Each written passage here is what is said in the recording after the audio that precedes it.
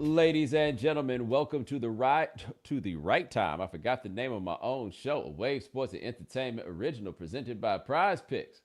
My name is Bomani Jones. Thanks for listening wherever you get your podcast. Thanks for watching us on YouTube. Subscribe, like, rate us, review us, give us 5 stars. You only give us 4 stars. I'm inclined to believe you are a hater. It is that time of week where we have a guest join us, and she was kind enough to wear the whitest of white denim jackets for those who do not get to see the crispy clean Al Davis white denim that Mina is hitting us with today.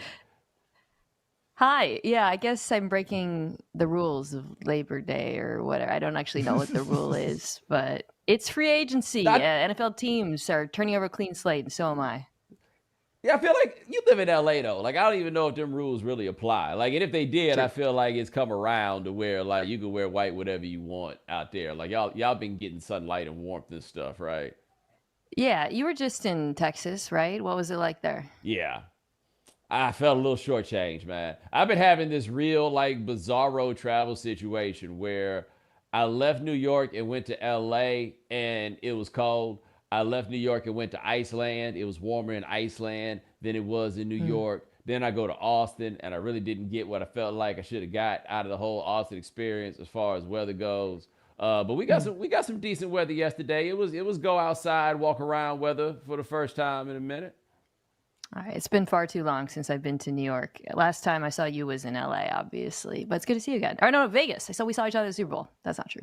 We did. Good to see you again. It is free agency. This feel like your time, right? This feel like what you're here for. And you and I, it's been a while since we talked about Kirk Cousins, right? Because I only Oh get like boy. your Kirk Cousins opinions in brief bursts of text, but I can't really like. I just he's better than what they had. There's no question. He's probably the best quarterback in that division. I just don't know what that means. Yeah. Okay. So I've gone through a journey with Cousins. We've talked about this. I used to be very Kirk skeptical. And then I felt that softening over the last few years. And I think I legitimately believe he has gotten better as a quarterback. And this is kind of a thing in the NFL right now. We went through this with Josh Allen, very different quarterback. But my point is, people can change. Quarterbacks can get better, and I see that. I felt that with a little bit with Jared Goff this year as well. So right now, I view him. He's not in that top tier, but I think he is firmly in that second tier. And for Atlanta, I really like this because I really don't know what else they could have done. I mean, Justin Field trade was rumored to be in the offing for a while or a possibility, but we're kind of seeing what the league thinks of that. We can talk about that, which is pretty remarkable. Um, for me, like given where they are, where they're at as a roster, the coaches that they've brought in, it just made a lot of sense. It makes them competitive. It makes them interesting. I was a big fan of this. And by the way, Bomani, it wasn't one of those fully guaranteed deals, which is kind of interesting too. Fourth in the season, he threw short of the sticks. I can't let that slide. Like there are some moments in things. Like it took a long time for me to let go of Josh Allen throwing them balls to them square bodies that one game. You remember that? Like you can Yeah. do things with me where I'm just like, and it wasn't even that long ago that it was fourth in the season and he threw it short of the sticks. But something that's interesting about Kirk Cousins, and this is changing. Well, if I make the breakdown too broad, it's changing, but there aren't that many guys in the league playing quarterback who are in their mid 30s, right? Like we have that whole lost Mm, generation of quarterbacks, but yeah. basically mid 30s is like Matt Stafford, Geno Smith, and Kirk Cousins. I can't think of anybody else that like fits in that zone, but that makes him like a elder statesman, right? Like he's coming in Yeah. there as the steely, wise veteran. He's also coming in there off an Achilles tear. And I feel like we be forgetting stuff like that. Like I know he's not going to be out here running as a quarterback, but he's still got to, like walk. Yeah. Yeah, I think that's what I'm going to be so curious to see from the jump is whether his pocket management is affected at all. It's one of the things I actually do think he has gotten better at. I mean, in Minnesota, you really saw that. Um, and I think it'll be fine with the Achilles, although, there's just not that much precedent for it.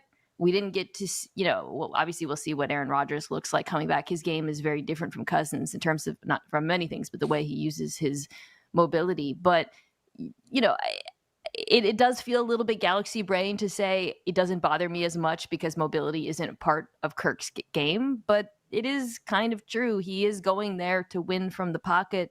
It is a pretty good offensive line. Weapons are really good. I think it does. You're probably right. Like, we are overlooking that given his age and the injury a little bit, but I don't know. I would be more worried if it was like Russell Wilson, where you're so dependent on him running around and making plays. And we've seen, as his mobility has declined, the effect that has on his total performance. I just don't have that same concern with Kirk Cousins. Well, the thing I will say for Kirk is, when there were more skeptics early in his career, and honestly, I don't think what we thought of Kirk has really changed that much. He has gotten better, but the thing that we just about all agree upon when it comes to him is, you kind of want everything around him to be perfect. And if you can get everything around him to be perfect, you got a chance here. They got Bijan, they got Kyle Pitts, they got Drake London. I'm going to be honest. For some reason, they had a coach last year who felt like trying to do this without giving his best players the ball. It was the damnedest phenomenon. I was never, ever really trying to get a grasp on how that was going to save his job. And as you see, it did not. But if you're going to make the argument that Kirk Cousins needs everything else to work around him, they got a lot of the everything else part to be around him. They still the fucking Falcons, right? Like, I don't ever want anybody to get it twisted. Ain't nothing perfect around you as long as you got that bird on your hat. But as far as offensive weapons goes, I see the argument. Yeah, I think Drake London is so good, by the way, and we haven't gotten a chance to see that because of the quarterback play that he's been subjected to since coming into the NFL. But like, he is truly like your prototypical number one, wins downfield, separates, uses that big body to frame out DBs. I think he's really good also at the kind of things that Kirk Cousins is good at, throwing over the middle of the field, deep, in breaking routes, crossers. And I, to your point, like, it does feel like, because of the pieces around him and because he's in the NFC, where we're kind of seeing quarterback in, for example, San Francisco, who has won that way because of the pieces around him, and he has been good enough and accurate enough to, allow them to do what they do. I could see that sort of translating. And there's a reason why Kirk Cousins is sort of the ultimate dreamboat quarterback for this particular brand of coaches, because you kind of plug him in and he runs the offense, and he throws the ball on time and he throws it accurately, and you can let your team of superstars go to work. Like, the vision to me in Atlanta, it makes a lot of sense as long as he is just who he's been. I do have questions about the defense. They were better last year. They still don't have pass rush, really. They can do that in the draft, perhaps. But I don't know. Maybe I'm being overly optimistic about it. It just seems like a really good situation. And I like the coaching staff that they put together, too. I liked the Raheem Morris hire. Also, half that division is cheeks. Cheeks, yes. I tell you, cheeks. The Saints are cheeks, and if the Saints are cheeks, I can't say what the Panthers are, and I don't even work for a network no more. I can say whatever I want, and I can't make a booty metaphor for the Panthers that wouldn't be just ultimately crass and disgusting. You can just say all in, comma, my ass, right? That's the new thing. He was so heated. For those of you who don't know this, by the way, Skip Bayless so tired of the Cowboys. Skip don't even cuss. I've never heard Skip say anything like this. Skip got on Twitter and said, all in, comma, my ass. He is heat. I mean, I imagine that man going through a lot, but I didn't realize it was that bad.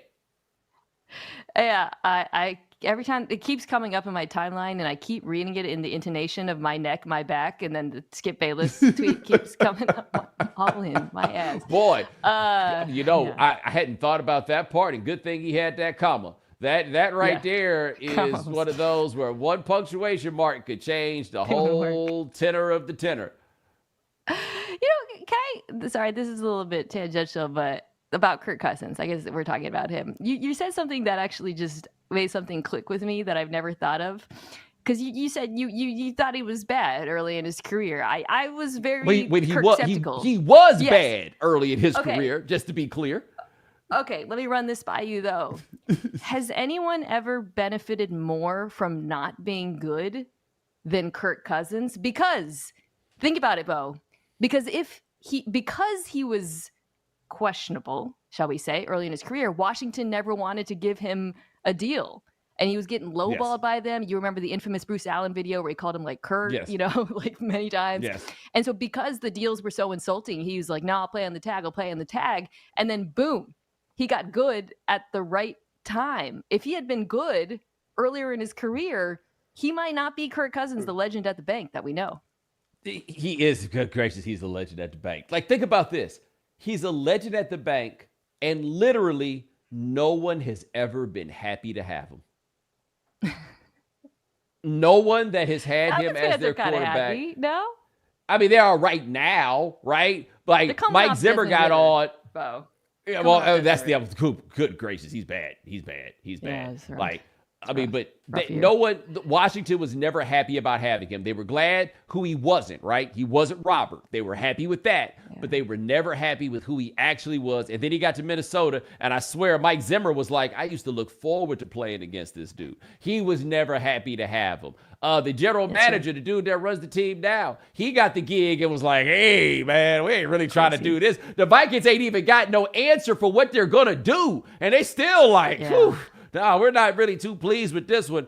Raheem, you're not going to tell me Raheem is like, yo, I used to stay up late wondering what we was going to do against Kirk Cousins. You're not going to make me believe this, but he's what's there. No one has understood better than Kirk Cousins that what else you about to do. Show me what else you got. I don't know about Raheem, but we count him as part of that Shanahan-McVay tree. You know, he is part of that cohort. I'm telling you, those guys look at Kirk, you know, like when you have a friend who think like, or maybe even a group of friends where they think like a girl is absolutely beautiful and you just don't understand it and nobody gets it. But it's like, hey, I'm so glad that you are in this world and you love her. And that is how those guys are with Kirk Cousins, Bo. Like I am not exaggerating here. Everybody in that tree absolutely loves him. He is their type. He is their dream girl. Like this is so I actually would not be surprised if that coaching staff was like, yes, we got him. Like when that deal was signed because they love him. I get you on the offensive guys. It's hard. And look, Raheem had his dalliance over there in offense, so I don't want to pretend like he has no experience there. But you just can't make me believe that this dude ain't been a defensive coordinator for this time. He know who, like that was the thing with Mike Zimmer. I don't think Mike Zimmer could ever get past the fact that he was like, I would shut this guy down so fast. I wish I was coaching the other team this week. He would always make them run the ball too, and that was ultimately like Zimmer's undoing, right? It's because he was like his influence on the offense there. I think with the defensive it's like guys, I'm telling you, this is gonna end badly if we keep letting this guy throw the ball. Maybe, but I think this is the thing. Kirk Cousins is like the quarterback who doesn't scare you as a defensive coach, but he doesn't get you fired. Like that, you know, like there's a lot of guys who have a higher ceiling and a much higher floor, and Kirk is not one of those guys. So for Morris, I don't know, just because of what he's been through in the NFL where he had such horrible quarterback play during his first stint, and that's ultimately was why he didn't last long as a head coach. I have to think that there's just safety that comes with this. And maybe it does put a ceiling on this team and maybe they win the NFC South and then they get knocked out, but it gives you a floor at least. Oh yeah. And let's be clear. There was no better quarterback that they were going to get. And there's always a ceiling on that team as long as they got them birds on their hat. Now, a lot of people had raised the question of Justin Fields going to play for the Falcons. The question has been raised about Justin Fields going to play for a lot of people, and there appears to be a lot of thanks about him. Now, I don't know. Maybe the Bears had too high of a price because we just saw New England send Mac Jones down to Jacksonville to be Trevor Lawrence's backup for a bag of footballs. Like, we just saw that happen. I don't know what it would take to get Justin Fields, but it looks like the entire league is saying, no, we look forward to playing against this guy. Like it seems like a very similar thing where the league seems to be telling us they're not here for it. I do think his value is impacted by the contract aspect, which is like you trade for him and then you have to make a decision on the 5th-year option, which is over $20 million immediately. But even so, I haven't even heard a whisper of a rumor of like trade. And maybe this is something where they're flying really low. I don't know, but we're hearing nothing. And the one that got me, Bo, it wasn't, Mac Jones being traded for a bag of chips or whatever. It wasn't a trade. It was Gardner Minshew signing with the Raiders for, I think it was $15 million guaranteed. He was bad last year. This is like anybody who watched the Colts, if you actually, like the record belies his performance. He was seriously propped up by their play caller or their coach, Shane Steichen, and that offense, very RPO-centric offense. like for the Raiders, a team that I thought might be one of the Justin Fields trade destinations, to say, no, we're going to bring in Minshew to compete with O'Connell. Maybe they're not done. That confused me. Like I cannot fathom wanting Minshew over Justin Fields, even just for the upside.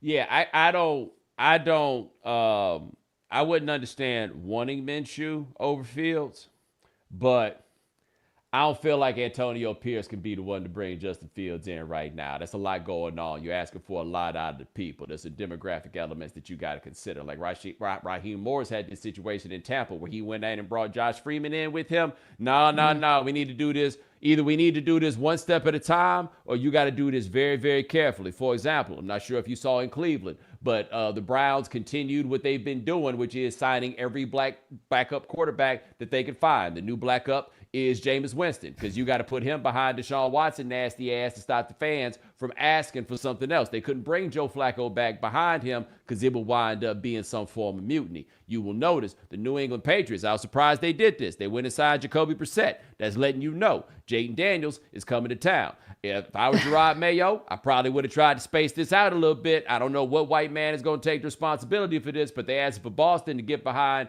the first black quarterback that they've ever wanted to have. They had Cam Newton, but it wasn't really on purpose, right? You got him and you got a Gerard, but you got to put Jacoby Brissett back there to stop the people from asking for something. I'm just saying, if I was Antonio Pierce, somebody else going to have to get Justin Fields. I just got here, baby. I had a hard enough time getting this job. Okay, now I'm like reverse engineering your theory and thinking about all of the backups and the places that Jacoby Brissett has been. I think you're 100% right about Joe Flacco, no doubt. Like especially even setting aside the racial aspect, which I do think there's some veracity to. Joe Flacco, what he did last year in Cleveland. I'm telling you, the second Deshaun Watson has a bad, you can't do that. Yeah, Brissett is the funny one. By the way, the Ravens. Look at the Ravens right fast. Look at that Ravens. Look at every backup the Ravens have picked up since they got Joe Flacco out of town. It's a roll call.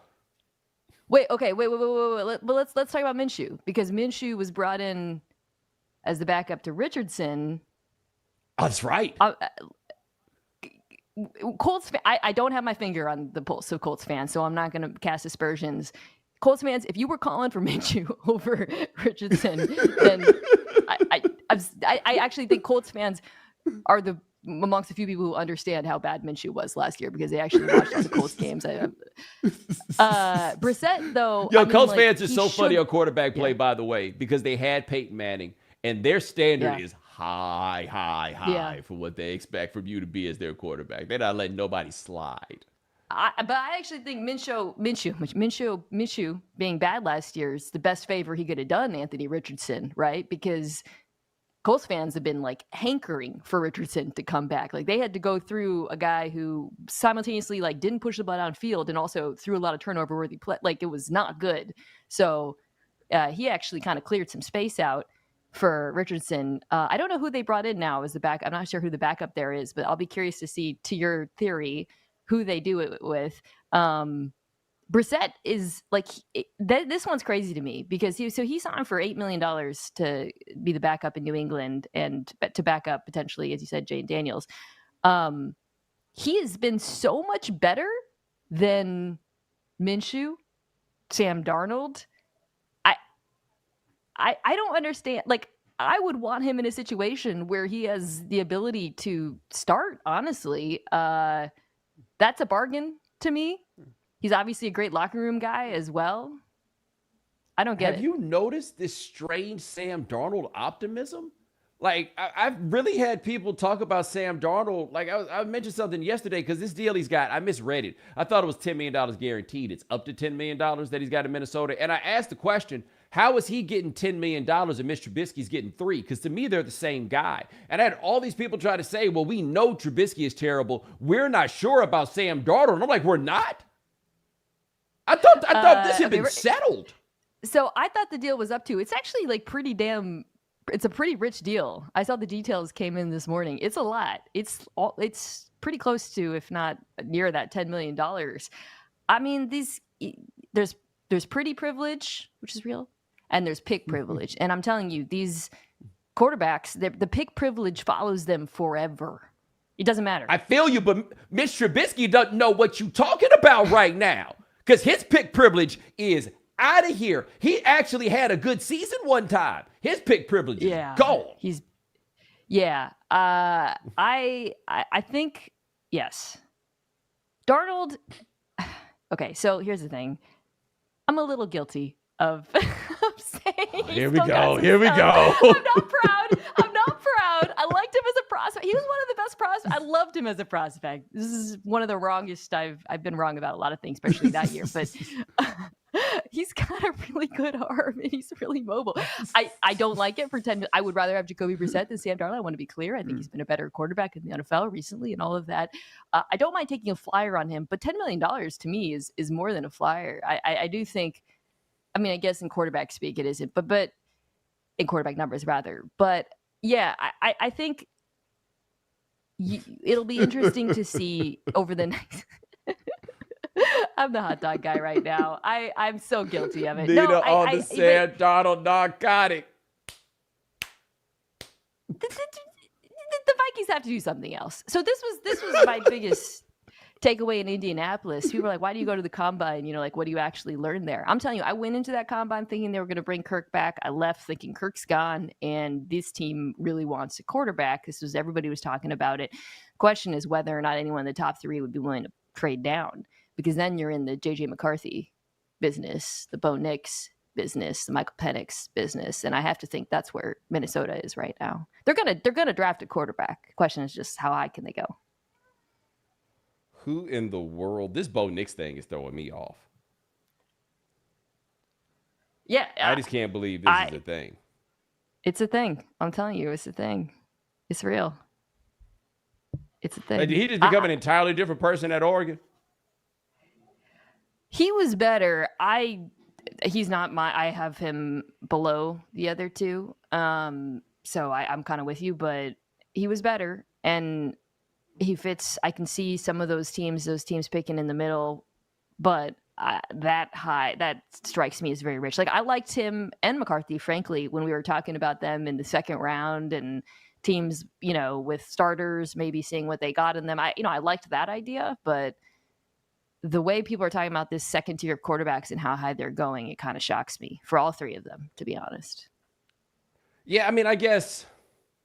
Is this one of those? Because I looked at the list of next year's quarterbacks, and I hadn't been that thorough and deep in my college football watching this year. But I saw the list of names of next year's quarterbacks, and I have to say that did not seem like a lot of cause for optimism. Yeah, I'm with you. I think that's probably why we're going to see this second tier, at least one or maybe more of them go in the first round. It reflects next year as well. Next year, I mean, these teams are already looking ahead and thinking about that. I feel the same way.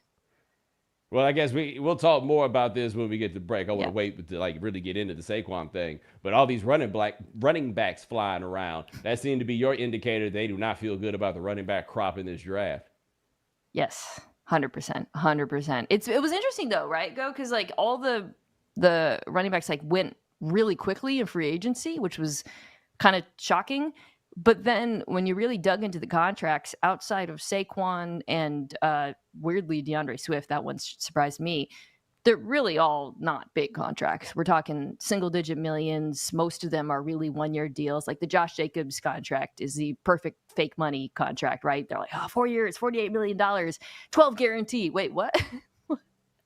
and it's interesting because, I think there was a run on them because nobody likes to draft. But then despite the fact that there was a run on them, because there were so many of them, they all suppressed each other's value to some degree. So it kind of felt like everybody just kind of traded backs. And it was a little bit of okay, we're all on different timelines with different needs in our running back rooms. So it's not that we're so desperate at the position. It's that we would just like a different kind of back. Yeah, I just, you and I, we feel different about what a good, hard worker running back deserves in this league. You know what I'm saying? I'm out here trying to get these cats this money they so richly deserve. You out here with your slide rule and all your data in good sense. Try to, you ain't really trying to come through for them workhorses. You know what I mean? I'm reframing my stance as not don't pay running backs, but give that money to guards. So that's how so it's not anti-player. It's just like, the money, it's a hard cap league. I'm just saying it's better spent elsewhere. And by the way, that's where the money has been going, because holy crap, these guard contracts. I like that kid in Miami getting $100 million from Carolina going all in on guards to protect their wee one back there. That seems pretty telling. All right, well, look, we're going to come back and talk about Saquon and Carolina, because they did that Brian Burns thing, and that's just a little bit hilarious. We'll be back on the right time.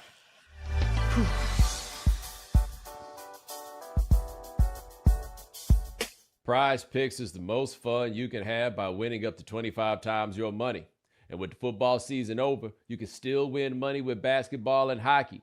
You just select 2 or more players, pick more or less on their projected stats, and place your entry. You can pick combo projections across multiple sports from the Specials League, a league created specifically for combo projections that includes 2 or more players from different sports or leagues. Prize Picks is really simple to play. You can make your picks and submit your entry in less than 60 seconds. And if you stick around for the end of the show, you'll get to hear some picks from our producer, Sean, that can either help you win or make you feel miserably. So make sure you go to prizepicks.com/Bomani and use code Bomani for a first deposit match up to $100. That's prizepicks.com/Bomani. Prize Picks, daily fantasy sports made easy.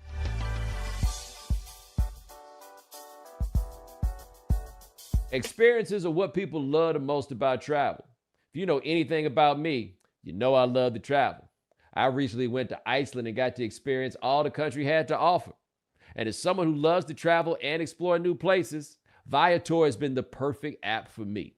Viator is a website and app where you can book travel experiences like museum tours or restaurant experiences. They offer everything from simple tours to extreme adventures. With over 300,000 bookable experiences in 190 countries, there's something for everyone. Plus, Viator's travel experiences have millions of real traveler reviews, so you have the information you need to book the best activities for your trip. When you book a travel experience with Viator, there's always flexibility and support with free cancellation, payment options, and 24/7 service. Download the Viator app now and use code Viator10 for 10% off your first booking in the app. One app, over 300,000 travel experiences you'll remember. Do more with Viator.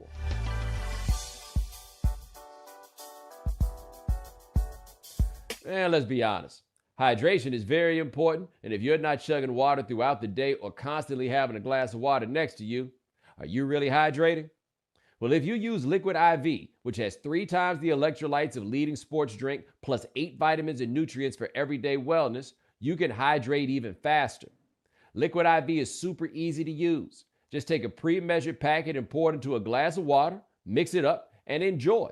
You can take it at home before you start your day, or take it with you to work or the gym. Plus, with their roster of flavors, which includes my favorite, the lemon lime, you can easily find the right flavor for you and your taste buds. However you hydrate, grab your Liquid IV Hydration Multiplier, sugar-free, in bulk, nationwide at Costco, or get 20% off your first order when you go to liquidiv.com and use code Bomani at checkout.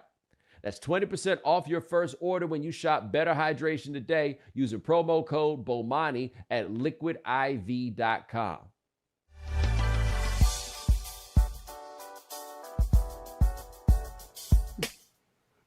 All right, Mina just told me something that's very, very important. So apparently the youngsters on the internet just found out about G-Rig from the 7th Flow. Third leg, baby. Yeah, I like it when the next generation finds something that we've known about for a minute. It was like trending for a while. I was like, why is Greg Olsen trending? I thought it would be, I don't know, like something about Tom Brady taking his place or whatever. Nope. Somehow somebody circulated that video again for the first time in like 3 years. And yeah, it's a delight every time. Somebody once told me that G-Reg does not like people talking about the G-Reg No. situation. No, I it sent a does tweet not. once that said something to the effect that G-Reg was talking about Travis Kelce and like how Travis Kelce is the greatest of all time. And look, football players who become announcers and coaches have a tendency to like the guys that remind them of themselves. I don't think G-Reg appreciated me making that point, and I didn't mean it from a whiteness standpoint. They really are like in the similar lane of guy. But I got bad news for you, G-Reg. You ain't never gonna G-Reg, get head, jump in the spot, throw down my third leg. Wasn't that the line? Wow. I do know. You remember? I Wow. do know there was. I know there was a third leg. It was G-Reg and third leg. I know that. But I know those two things were in it. Greg, you're right. He doesn't like it. And I just want to say, it's a compliment. We love it. This is one of the best things you've ever done. Don't disown him. I think he's a family man. Let me tell you, I don't, whatever. You gonna go tell you, whatever, G-Reg. Look, the thing after the G-Reg thing happened, because I was working in the game at that point. Like, I think you were probably like just getting out of college when that happened. Yeah. And so it was some dude around them named Marvelous. And everybody that did something about the 7-4 crew, this dude Marvelous was hitting us up, and I feel like it was Santana Moss's little brother. Apparently he sang or something like that, but this was like the opportunity to get it going. And so G-Reg had his chance. Like if he had decided to get his rap on, that was his chance, because Marvelous was out here trying to make them all stars. Like, look, let me tell you this. It could be worse. G-Reg don't like us talking about this. Can you imagine what it's like being Mike Tirico? Has Mike Tirico been...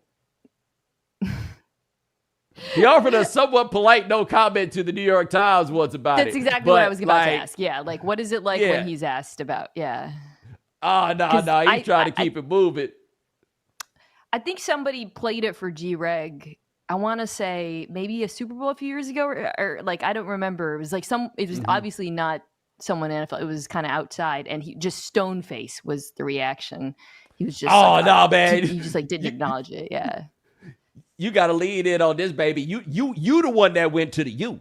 Like that's a decision that you made that's going to be on you forever in one way or another. You don't never get to stop going to the U. And also, like, you know, it's because of who he is now, which is like, he's like kind of like the smart announcer, right? Like, everybody loves Greg's command of situational football and like his like modern understanding of the game. I feel like it doesn't sully his image at all. He adds technicolor to it. I don't know. G-Reg, I just want you to own it. That's all. This is great. Oh, Sean saying, I don't think at the same time, but that's right. That's right. Oh, I forgot. G-Reg, Sean, tell me about this. G-Reg daddy is a coach or something like that. Sean, put on the screen if I got that. Sean has put himself on the screen. Yeah, Greg Olson's father, Chris Olson, was the head coach of my high school's football team, which my 4 years of high school, we never lost a football game and won 4 straight. But he was already at the University of Miami when I was a freshman. So, okay. Wow. You think his daddy can rap? Absolutely not. You sure? Confirmed. He had some kind of family member with like a dark story, right? You know what? Maybe we shouldn't get into that. The youngest brother. Something dark, yeah. We ain't got to do this right now. It's cool. I was cool to move on. Like, in fact, why don't we start talking about Coach Kniga? Like, I feel like it got a little awkward right there in that moment. And so, boom, there we go. And sorry for those of you who don't know, you got to look it up. Knigga. It's Coach Kniga. I can't feel that's that man's name. You know what I'm saying? It's kind of like the situation. What was the dude's name? LJ Hose. LJ Hose was not cool with us making jokes about his name because it's his name, right? But he the one that wore the number 0. Like, he can't be mad at us for laughing about that part, but I agree. Like, if your name is LJ Hose, like, we can't, I get why you don't want us to laugh at that. And the same thing for the homie Coach Kniga, man. That's just who they is. The racism is not their fault. There's things that you're born with, and there's things that you choose to do. That rap was a choice, Greg. The rap was a choice. Yes. G-Reg. It was a good choice. Sorry, we're fans. G-Reg's gonna come. I saw G-Reg. Where did I see G-Reg? I saw him somewhere, and I was coming in the doors. He was going out, and we were both coming in, and it was just a quick "what's up." Like, I normally get pretty warm greetings, like with people who we recognize each other. It's kind of like, "Hey, what's up?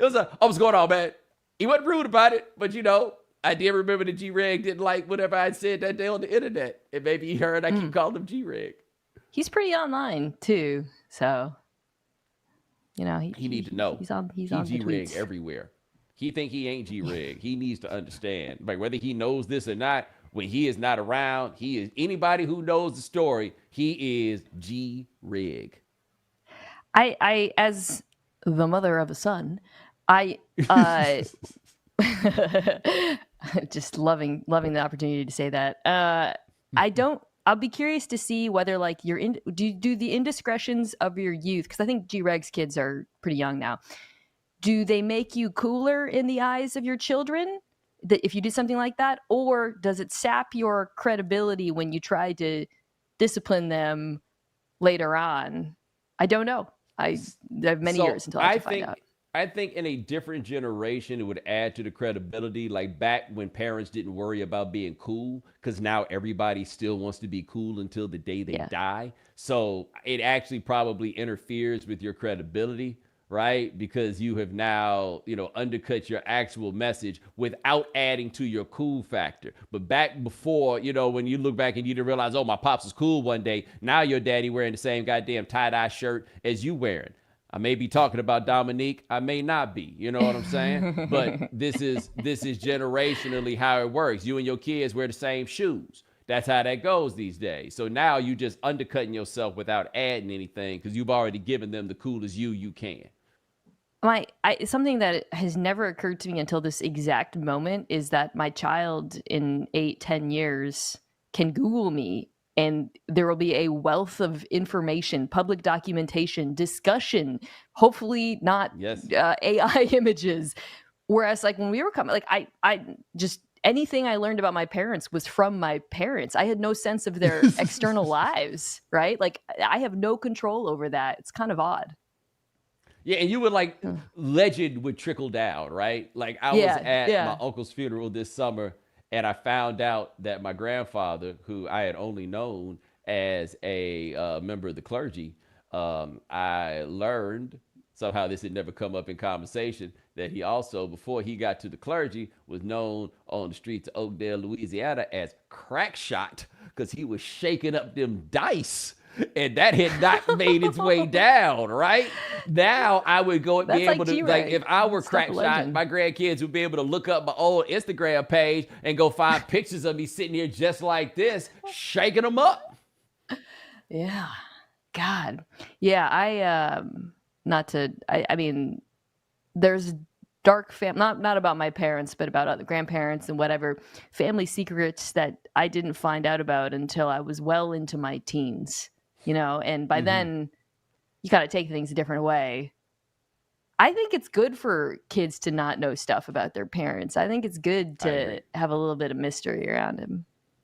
Or sometimes just lies. Yes. Sometimes they just might need to lie, right? You might need to create a whole different person. They don't need to know where they came from. They just need to think about where they're going. Yeah. My dad, I don't want to throw him under the bus, but let's just say he advertised a very illustrious athletic career that maybe wasn't entirely accurate. And I didn't realize until pretty late in my life. I just did throw him under the bus a little bit, I guess. I know. I have a friend whose dad told us that he had 2 national championships for playing at Oklahoma, and I've never been sure if my, like, some people just be lying. Like I believed it and then realized it wasn't true, but I could never tell who.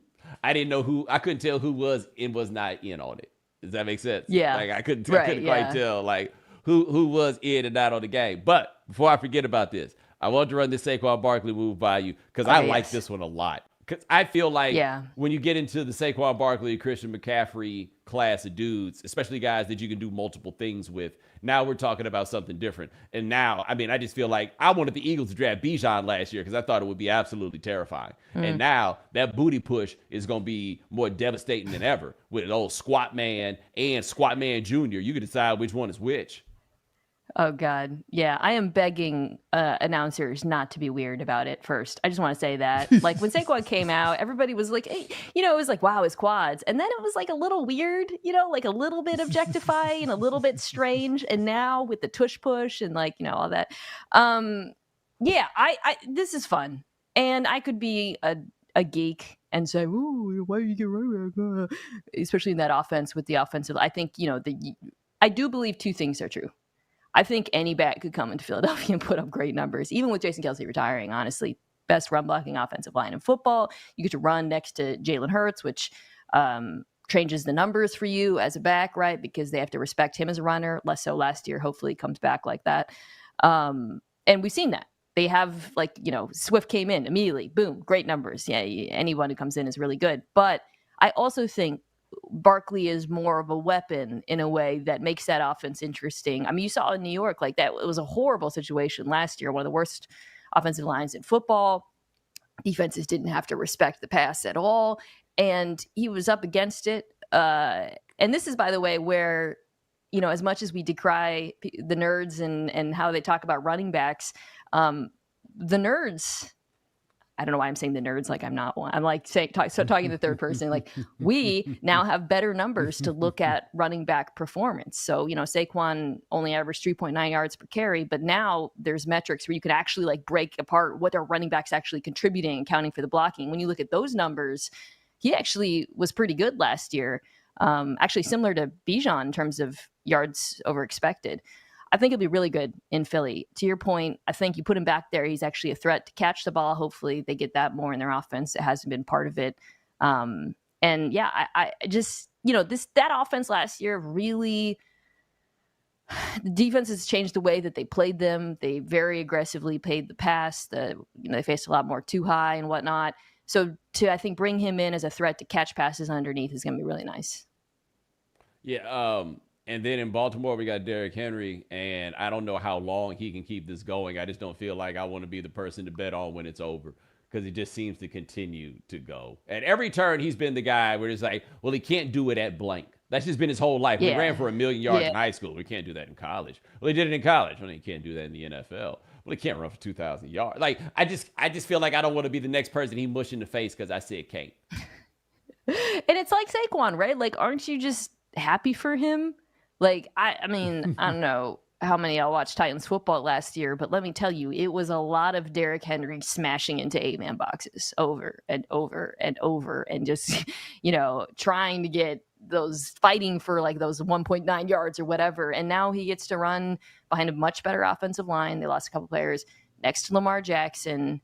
It's like an amazing situation. He shouldn't have to carry the ball as much as he had in recent years. So to your point, like, trying to predict the end for him, well, it probably just got extended a little bit because of where he signed, and it wasn't that much money either. They still need another like legitimate receiving threat though, right? Like they went and got guys last year, and they were definitely upgrades, but they're still, Zay Flowers is not that guy. They're still short of somebody I think that could end up being that guy. And yes, I'm being a sizist. He's a little. I knew you were. I mean? The second you said that, I knew you were. It was a size thing. I knew it. I knew it. That's why I. He's a little guy. He's a little guy, but you gotta be a little guy and be really good in the NFL now. I don't know. Yes, he can. I hear you. I do think they need another receiver, right? Because Beckham's was a 1-year flyer. He made a ton of money there. I still like Rashad Bateman, but he's been hurt. I think what's cool is this draft, there's just a zillion guys. And this draft is unique in that not only is in this like unbelievable receiver class, but they are big. I mean, these receivers in this draft are enormous. So for Baltimore, I think you can feel like a need on the roster. Then get someone even outside of the first round if you want to pair with Flowers. Would be pretty nice. What have you? I don't know if you've had a chance to look at those receivers yet, but one thing that's interesting is they got to do the LSU neighbors, who seems to be in the same zone as the gentleman from Ohio State. Like, have you had a chance to look at those guys yet? Yes, I have. Yes. The top three, everyone's kind of like divided on what order they should go in: Harrison Jr., Neighbors, and Odunze. Yeah. You just in the three. You just go. Yeah. I know you I like have Rome them a lot. I do. I have them, and I'm a Huskies fan, but I have them in that order: Harrison Jr., Neighbors. Sorry, it's different from what I said. Harrison Jr., Neighbors, Odunze.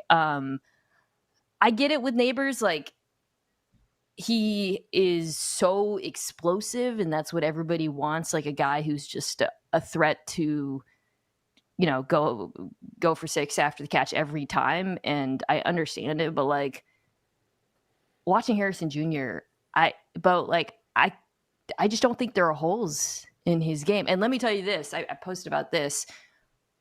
Odunze and Neighbors catching beautifully thrown balls, right? From Daniels and Penix Jr.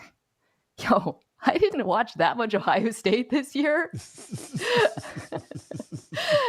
Let me say this. Harrison Jr., good on you, man. Like some of those throws you were like catching. That. Yo, yes. The quarterback play was wretched. And yeah, so I actually found that like you don't want to ding the other two receivers that much in the same way that like you can't. It kind of goes both ways with the quarterbacks too, right? Like, because both of them will be dinged for playing with such amazing receiver groups, the Penix Jr. and Jane Daniels. But there is something to be said about watching a player like Harrison Jr. do what he did with McCord's name last year. Obviously, the year before that, he had C.J. Stroud. It was awesome.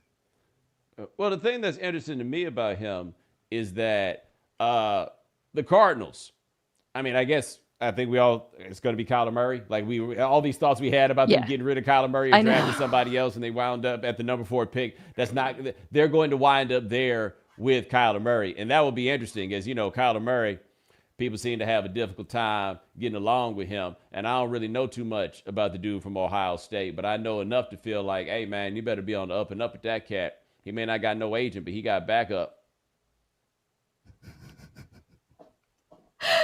On a draft show today, and this topic that we're alluding to came up, and I legitimately didn't know how to handle it, Bo. Can you coach me? I've been trying to figure out how to handle this for 3 years. What would you say? Okay. Let me just say this right fast.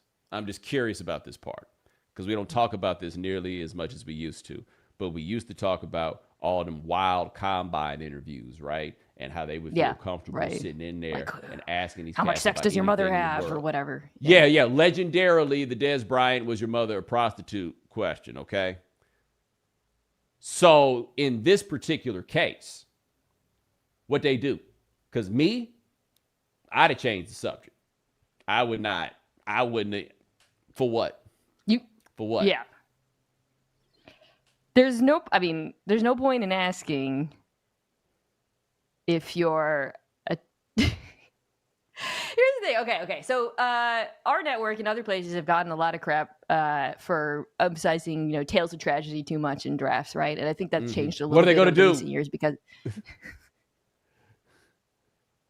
No, they're not. That's what it is. They not. Here's exactly what happened. I was on a show. Somebody was like, yeah, and his dad was really involved in the process, coaching him up on the off the field, this stuff. And I'm so glad I don't know if nobody was watching. I had so little control over my facial how muscles. come the Cowboys ain't signed no free agents?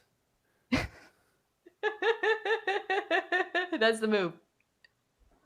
Yeah. Like, I'm surprised they didn't sign no free agents. Like I guess they don't do that very much, but I thought they would have gone and got somebody, right? It's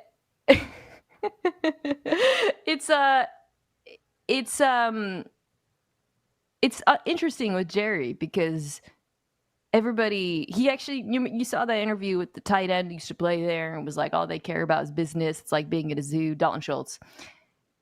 And the dude is so focused on marketing, and everything we hear about him is like, he's so desperate for a Super Bowl before he, dies. Speaking of awkward phrasing, by the way, that keeps coming up. Like, he's getting old. He's getting up in the years. It really does, though.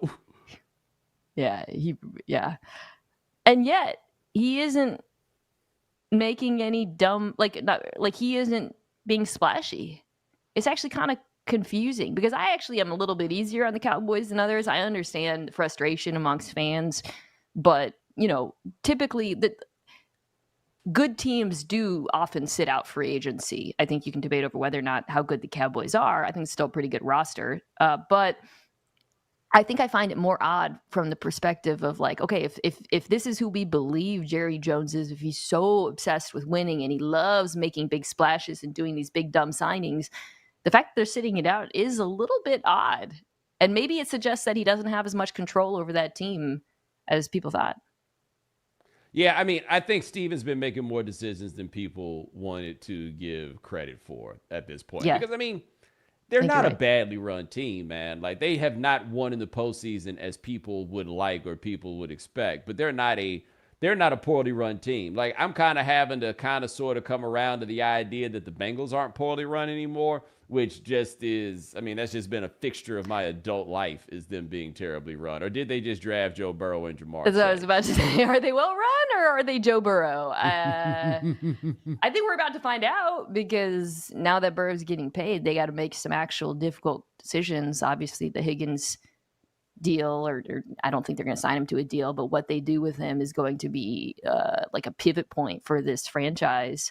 Whether or not they hit on any of his picks on defense the way the Chiefs have in recent years, I think we'll probably get a good sense. I will say Duke Tobin, who's their GM, has done a pretty good job over the last few years. Free agency a couple of years ago made a lot of good signings that ultimately led them on that Super Bowl run.